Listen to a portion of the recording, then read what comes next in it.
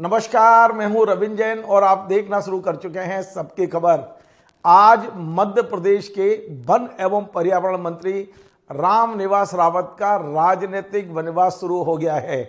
अब से कुछ देर पहले मध्य प्रदेश के राज्यपाल मंगूभाई पटेल ने उनका इस्तीफा मंजूर कर लिया है।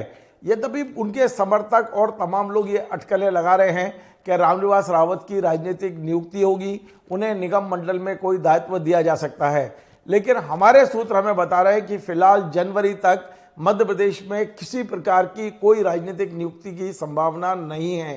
रामनिवास रावत जी का अब ये वनवास कब खत्म होगा ये कहा नहीं जा सकता है। लेकिन रामनिवास रावत ने खुद इस वनवास की राह चुनी थी, क्योंकि उनके मतदाताओं ने, विजयपुर की जनता ने उन्हें 5 साल के लिए विधायक बनाकर भोपाल भेजा था।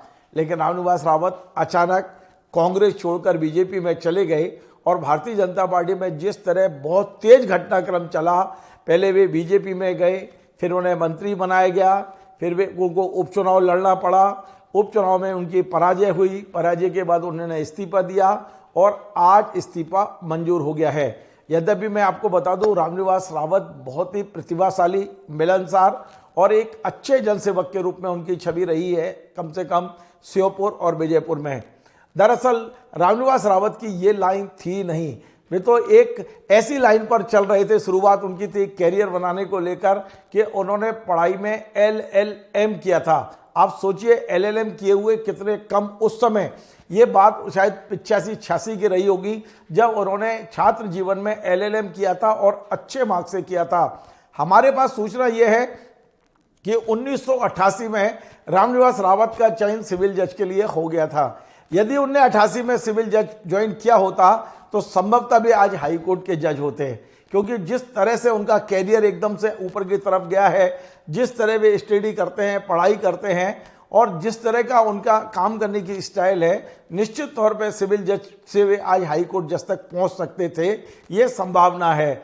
और लेकिन ये भी तय है कि यदि वे हाई कोर्ट जज भी होते तो आने वाली 20 जनवरी को वे रिटायर हो जाते, क्योंकि आने वाली 20 जनवरी को रामनिवास रावत अपने जीवन के 65 साल पूरे करने जा रहे हैं।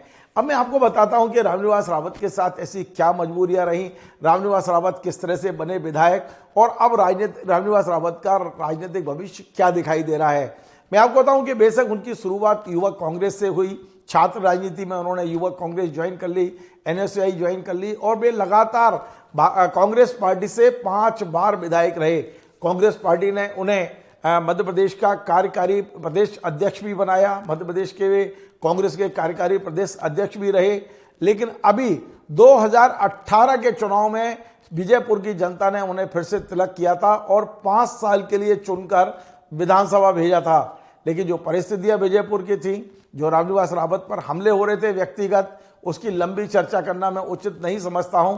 लेकिन इतना तय है कि रामनिवास रावत के ऊपर राजनीतिक हमले बहुत तेज हो गए थे और ये हमले हो रहे थे ग्वालियर महल से। ये सबको पता है कि ग्वालियर महल उनके किस तरह उनके पीछे पड़े थे और अंततः रामनिवास रावत को भारतीय जनता पार्टी के उस नेता की उंगली पकड़नी पड़ी जिसके खिलाफ वे लोकसभा चुनाव लड़ चुके हैं। पिछला लोकसभा चुनाव रामनिवास रावत ने नरेंद्र सिंह तोमर के खिलाफ लड़ा था 2014 का, और उस लोकसभा चुनाव में नरेंद्र सिंह तोमर और वे आमने सामने थे। यद्यपि 1,13,000 वोटों से वे चुनाव हार गए थे, लेकिन जिस तरह कांग्रेस विधायक बनने के बाद, जब मध्य प्रदेश में कांग्रेस की सत्ता नहीं थी 2023 में, उसके बाद ग्वालियर महल ने जिस तरह उनके ऊपर हमले बोले, जो प्रशासन उनके पीछे पड़ा था, आखिर मजबूरी में ही सही रामनिवास रावत को नरेंद्र सिंह तोमर, मुख्यमंत्री डॉक्टर मोहन यादव और हितानंद शर्मा जी की उंगली थामकर बीजेपी में आना पड़ा। भारतीय जनता पार्टी उन्होंने ज्वाइन की 30 सितंबर 2024 को और 8 जुलाई को उन्हें मध्य प्रदेश में वन एवं पर्यावरण मंत्री बना दिया गया। रामनिवास रावत ने बीजेपी में आने के बाद सबसे बड़ा काम किया वो ये कि मुरैना में लोकसभा में बीजेपी को जिताने में उनकी अहम भूमिका थी। ये बीजेपी के हर नेता जानता है। और रामनिवास रावत ने भारतीय जनता पार्टी में आने के बाद अपनी क्षमता से अपना स्थान बना लिया था। रामनिवास रावत को सारे विरोधों को देखते हुए भी मध्य प्रदेश के मुख्यमंत्री ने वन और पर्यावरण मंत्री बनाया और इसके अलावा उन्हें उपचुनाव की टिकट दी गई, पूरी ताकत लगाई गई। कि रामनिवास रावत चुनाव जीत जाए, लेकिन दुर्भाग्य से वे चुनाव हार गए मुकेश मल्होत्रा से। और चुनाव हारने के बाद यदि आप नैतिकता की बात करें तो हमने देखा है कि कई विधायक, कई मंत्री चुनाव हारने के बाद भी मंत्री पद से इस्तीफा नहीं देते हैं, तमाम अखबारबाजी होती है। लेकिन आप विश्वास करेंगे, चुनाव हारने की घोषणा के 5 मिनट के अंदर अंदर रामनिवास रावत जी ने अपना मंत्री पद से त्यागपत्र भोपाल भेज दिया। मुख्यमंत्री के कार्यालय में उन्होंने तत्काल मेल करा दिया था और कहा था कि अब मैं नहीं रहना चाहता हूं। हमारी जानकारी ये है कि मुख्यमंत्री जी जब विदेश से लौटे थे, रामनिवास रावत से उनकी मुलाकात भी हुई। उन्होंने कहा भी कि आप 6 महीने मंत्री रह सकते हो, तो उन्होंने कहा ये नैतिकता के खिलाफ होगा। और रामनिवास रावत ने खुद ही पहल की कि उनका इस्तीफा मंजूर किया जाए। उनका इस्तीफा मंजूर हो गया है। अब रामनिवास रावत का भविष्य क्या होगा, इसे लेके बहुत सारी बातें चल रही हैं। मैं आपको बता दूं कि रामनिवास रावत अकेले ऐसे नेता नहीं हैं जो कांग्रेस से बीजेपी में आए, चुनाव हारे और उसके बाद उनका राजनीतिक जीवन कहीं ना कहीं अस्थिर हो गया। ऐसे मध्य प्रदेश में कई नेता हैं, एक लंबी फौज है। कम से कम 8-10 नेताओं को मैं जानता हूं जो विधायक के रूप में कांग्रेस छोड़ के बीजेपी में आए थे और उपचुनाव हारे। कुछ लोग 2023 का चुनाव हारे और इसके बाद भी कहीं ना कहीं राजनीतिक वनवास में चले गए हैं। इतना तय है कि जब ये उपचुनाव हारने के बाद आए तो उपचुनाव हारने वाले सभी नेताओं को निगम मंडल में जिम्मेदारी दी गई, चाहे वो मुंडा लाल जी हों, इमरती देवी हों, गिरिराज दंडोतिया हों, ये तमाम सारे नेताओं को दी गई थी। तो क्या उपचुनाव हारने वाले रामनिवास रावत को भी कोई जिम्मेदारी मिलेगी, इस तरह की चर्चा है। हमारे सूत्र बता रहे हैं कि इस समय भारतीय जनता पार्टी का पूरा फोकस संगठन चुनाव पर है। वो चाहते हैं कि मंडलों के चुनाव हो जाएं, जिलों के चुनाव हो जाएं, प्रदेश अध्यक्ष नया आ जाए, उसके बाद ही कोई राजनीतिक निर्णय होगा। दिल्ली ने भी पिछले दिनों ये चर्चा थी कि भोपाल में कुछ राजनीतिक नियुक्तियों की सूची बनी है, लेकिन दिल्ली ने वो तमाम सारी सूचियों को रोक दिया और कहा कि संगठन चुनाव पहले करा लें और नए प्रदेश अध्यक्ष के बाद ही राजनीतिक नियुक्ति के बारे में विचार होगा। तो लगता है कि अब जनवरी में जब तक नया अध्यक्ष नहीं आते, प्रदेश अध्यक्ष, तब तक मध्य प्रदेश में कोई राजनीतिक नियुक्ति नहीं होगी और रामनिवास रावत को फिलहाल राजनीतिक वनवास में अपने आप को समय काटना होगा। अब रामनिवास रावत का उदय कब होता है ये हमारी नज़र रहेगी, लेकिन फिलहाल इतना तय है कि नैतिकता के आधार पर जिस व्यक्ति ने 5 मिनट में इस्तीफा दिया हो, जिस व्यक्ति ने तमाम सारे जीवन को नैतिकता से जिया हो, रामनिवास रावत के बारे में बहुत सारी चीज़ें हैं क्योंकि मैं उनके लगातार 35 साल से उनके संपर्क में हूँ। मैं ये कह सकता हूँ कि वो आज जज की कुर्सी पे होते तो न्याय कर रहे होते, आज वे खुद अपने लिए न्याय मांगेंगे अपनी ही पार्टी के अंदर। ये समय का चक्र है। आपने सुना होगा रामनिवास रावत के हारने के बाद जब वे भोपाल आए, उनसे बहुत सारे सवाल मीडिया ने पूछे तो उन्होंने किसी को दोष नहीं दिया। उन्होंने सिर्फ ये कहा कि मेरा समय खराब था। यानी रामनिवास रावत किस कदर विश्वास करते हैं भाग्य पर। उन्होंने कहा मेरा समय खराब था और केवल समय के कारण मैं चुनाव हारा हूँ।